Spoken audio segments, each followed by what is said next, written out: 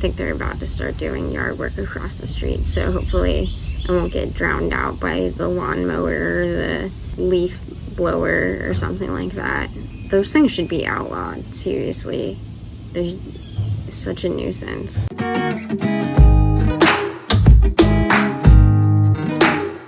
I really need to take a shower, but I really don't want to. I'd rather film this video. That's why I'm so greasy. Anyway, today I wanted to talk a little bit about SSRIs, or selective serotonin reuptake inhibitors, which are the most commonly prescribed medications for depression and anxiety disorders. The most common being Prozac, Lexapro, and Zoloft.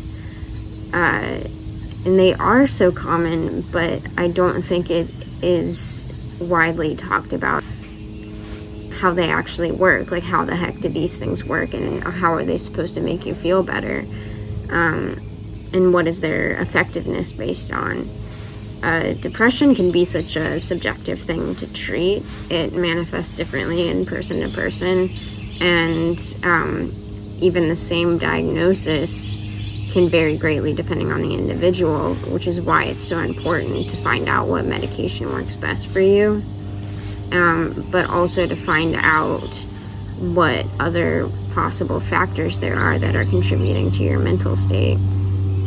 It is widely acknowledged that chemical imbalances are usually at least part of the equation. That being said, SSRIs can be a really awesome tool to even just dull the symptoms of depression and anxiety enough to make tackling those other factors a bit easier.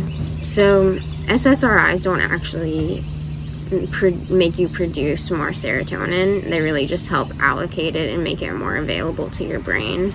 And as their name suggests, they inhibit the reuptake or reabsorption of serotonin, of the neurotransmitter serotonin, back into the neuron that released it, which increases serotonin levels in what's called a synaptic cleft, which is essentially just the space in between two neurons. SSRIs essentially act as a little plug to block out transporter proteins from bringing serotonin back into the cells. What I found interesting, though, is that this initial process increases the availability of serotonin in the brain in as little as 1 hour after taking the SSRI. So why does it take weeks and weeks sometimes, typically, to feel the effect of the medication? And the answer to this is sort of unclear. A lot of neurochemistry is theoretical and pretty abstract, so there's still a lot that we don't understand about it. But a possible answer to this is that eventually, because our bodies are so incredibly smart, the cells know what's up with the blocked synapses, and they become desensitized and inactive. But serotonin production levels don't stop. They just get sent out sent out into what's called the axon terminal, which I think of as a little backdoor to the cell. I could be totally wrong, but that's just kind of how I picture it. So more serotonin is left in the brain. As a result, is absorbed less back into those cells. This presence of the little backdoor and the deactivation of those sensors that vacuum up the serotonin is what actually leads to chemical change in the brain. I probably butchered a lot of this, and I apologize to all the chem nerds out there, and I use that term with the utmost endearance. But hopefully that sheds a little bit of a light on how SSRIs work.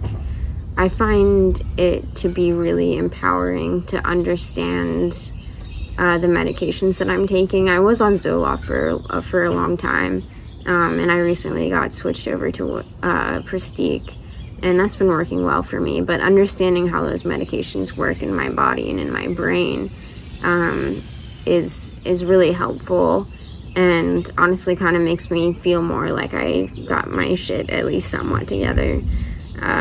So anyway, I hope that was empowering for you to hear, and I hope you guys learned something.